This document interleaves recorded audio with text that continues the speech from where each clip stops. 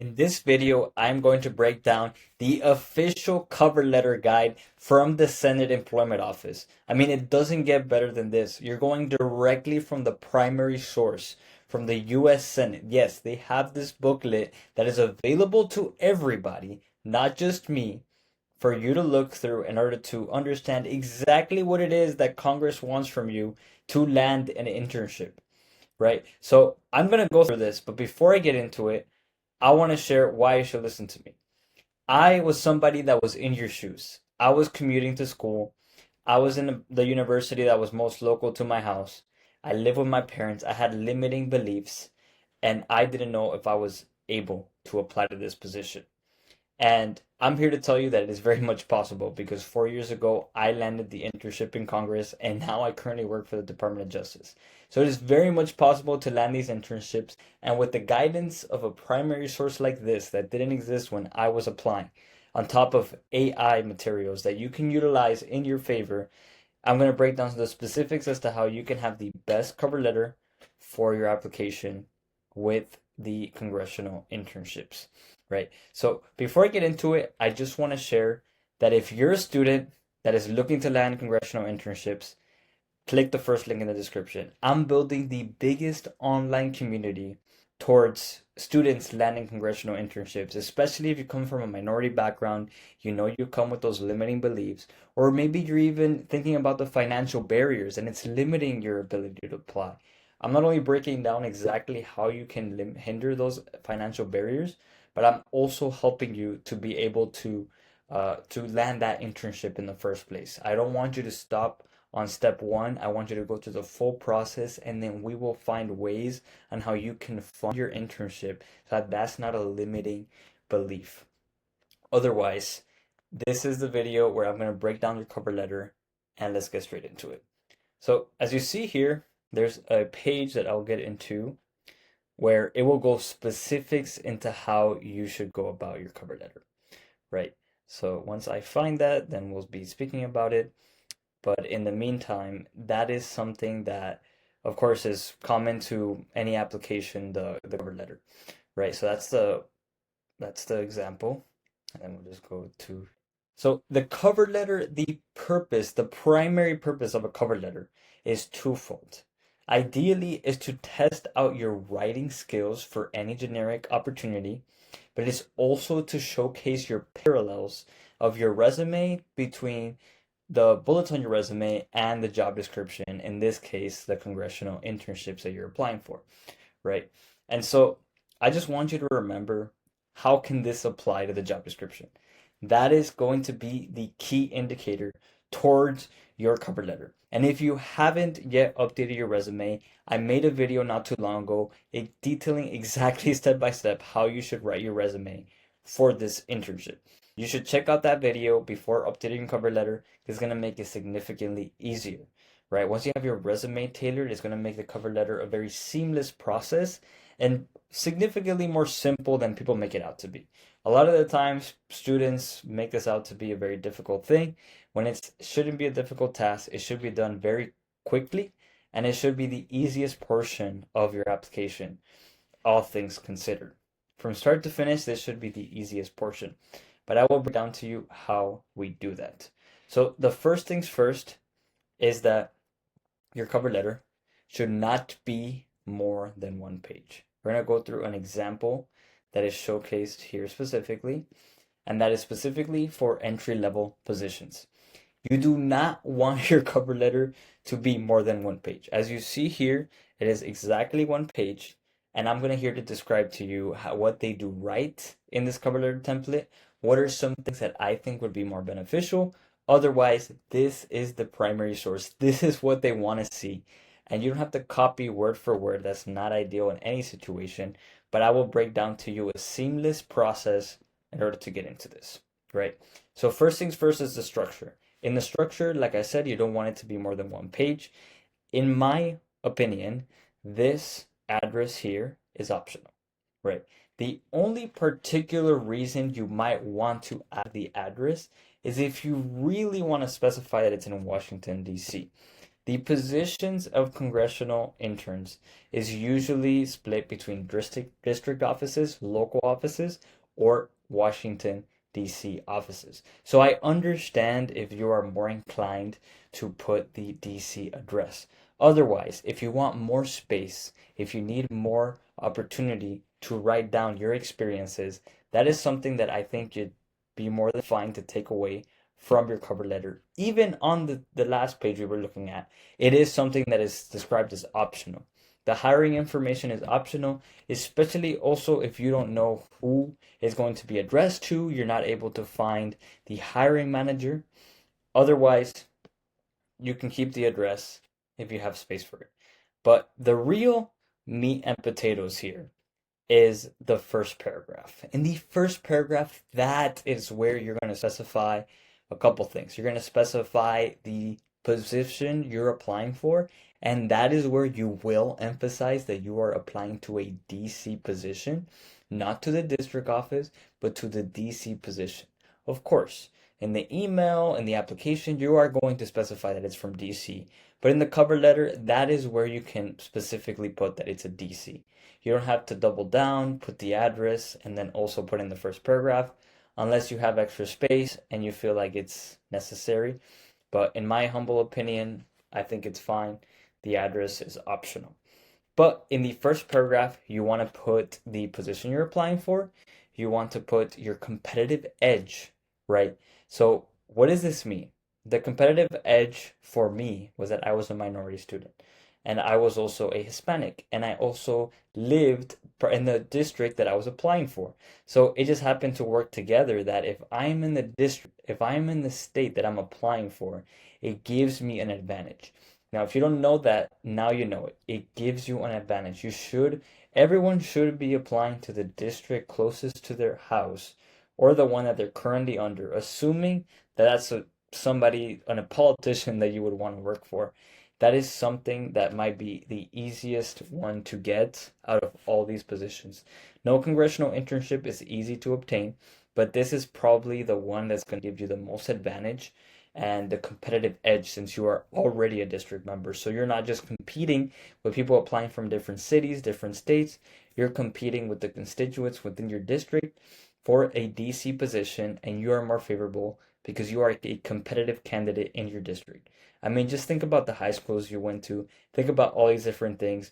Where all these students went to for college, probably went out of state. They probably went to like these Ivy League schools, but you stayed in your hometown. You're grinding. You're doing well in school. You stand out. You're gonna think, oh, there's too many people applying to these DC internships. Believe it or not, you will be surprised. Especially if your congressman is not as well known, you're still going to get the DC opportunity. You're still going to walk the halls of Congress. You're still going to give tours. You're still going to be within the premises. So it is worth the application. Nonetheless, getting back into it, you definitely do want to put your competitive edge, the position you're applying for, and the very last thing, you want to include 2 to 3 experiences. And the reason I don't say 3 is because some students don't carry a lot of internships or experiences, right? So your 2 or 3 relevant experiences could be paid internship, it could be a regular internship, it could be a nonprofit volunteering, it could be extracurriculars, it could be leadership experience, it could also be just a paid work experience that maybe is what you think is unrelated, but it can be related, a service related position, right? Anything that you can tie back as to what they're looking for. Remember, what are we thinking about when it comes to cover letter? How can I relate this to the job description? That is the leading question. How can I relate this to the job description? And so if you have 2 very good relevant experiences that you want to highlight and 3 would be a little overkill or you're pushing it or maybe it's not as relevant, you think that with 2 experience you're going to hit all the bullet points, all the job responsibilities, all the job duties, then just go through with those 2 experiences. If not, you can put 3.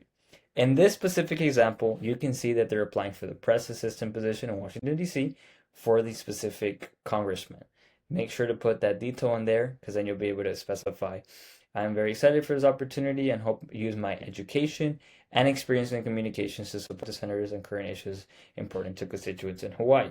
Now, this lady did not specify whether or not she's from Hawaii. If she did, then I think that that would definitely be beneficial. But I backtrack. She ended up saying that she worked for a Hawaii state senator. That's her competitive edge. Maybe she could have briefly mentioned it a little bit more specifically in the first paragraph. Nonetheless, it comes out at some point in the cover letter, and that is something that is significant. So, going back to the basics, the first paragraph is I am excited to apply to this position. These as a first gen immigrant, as a district attorney, as a constituent of the congressman, have this and that. And with my experience in volunteering this and doing Model UN and this internship I did with the state, I think I'll be a very competitive candidate. That's it. That's the first paragraph. That's it. That's all you got to do. And the next paragraph's even easier. Because once you have your resume done, all you got to do is just go through those 2 or 3 experiences that you mentioned in the first paragraph, and you're going to make a paragraph for each. And all you got to do is just describe how it relates to the position. So in this one, she said, I communicated daily with constituents, which you don't have to have congressional experience prior to a congressional internship.